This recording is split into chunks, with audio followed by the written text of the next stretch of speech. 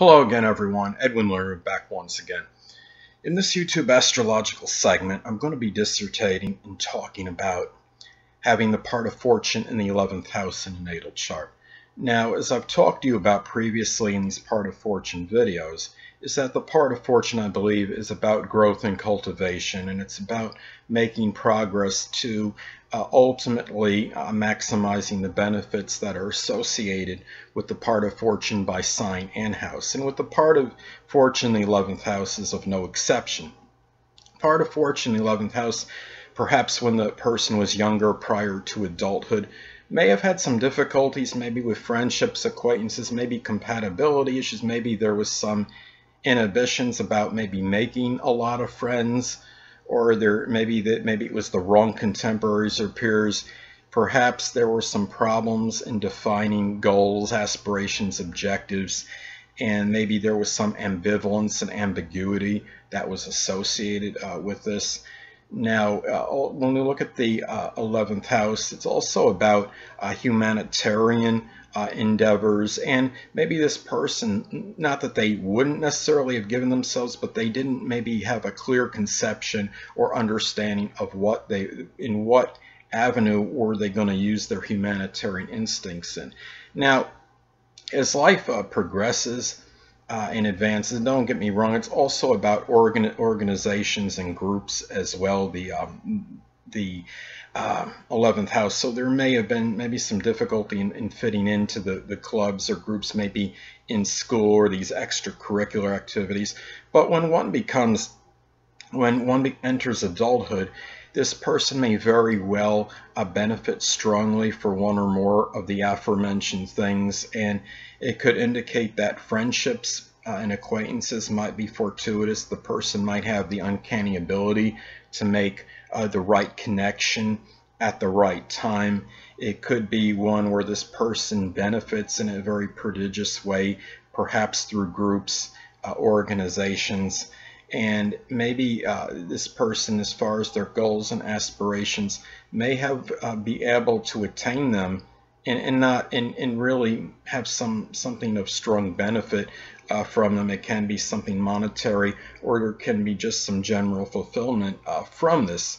Now, a lot of this depends on as far as what kind as the friends go, and the organizations and aspirations and so on and so forth can be determined perhaps by the sign that the part of fortune resides in. Now, let's take somebody that has the part of fortune in Aquarius in the 11th house. Well, this could be somebody that perhaps benefits from maybe something connected with groups connected with innovation, from computers, electronics. It could even be a radio remote control group or something, or club. It could be something where you'd be getting a double dose almost of Aquarius, since the 11th house does correspond with the sign, and something that comes from really strong, benevolent, humanitarian like efforts. It could be from some utopian group or esoteric group such as astrology or the occult, and it may be somehow connected with something of that nature. And this could be someone also in their group participation, by having that universal friend outlook, can strongly benefit. Now, let's take another example. Let's take the sign Scorpio, part of fortune in the 11th house.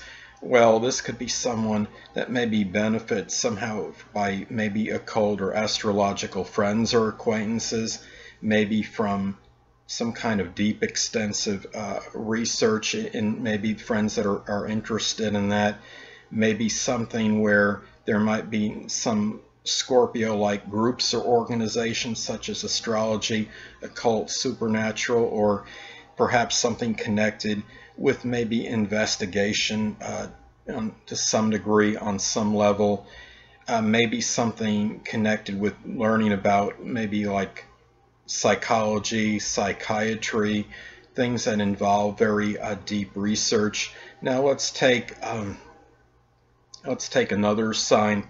Let's take the sign of Pisces, for example. Let's say somebody has the part of fortune in Pisces posited in their 11th house. Well, Perhaps this could be somebody that might benefit from some kind of groups connected with the metaphysical or spiritual, maybe things even in some cases connected with water, could be fishing or oceanography, something with just some kind of maybe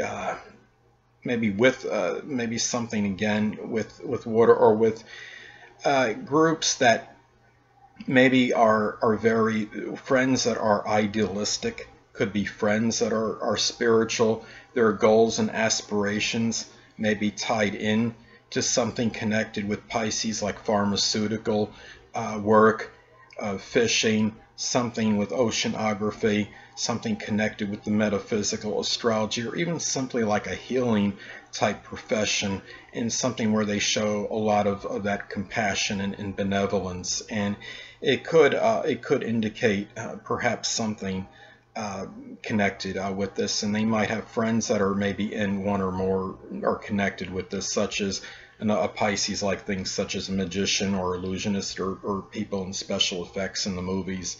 Well, anyway, people, that'll conclude this YouTube astrological segment for having the part of fortune in the 11th house in a natal chart. And stay tuned next time, where I'll be dissertating and talking about having the part of fortune in the 12th house in a natal chart.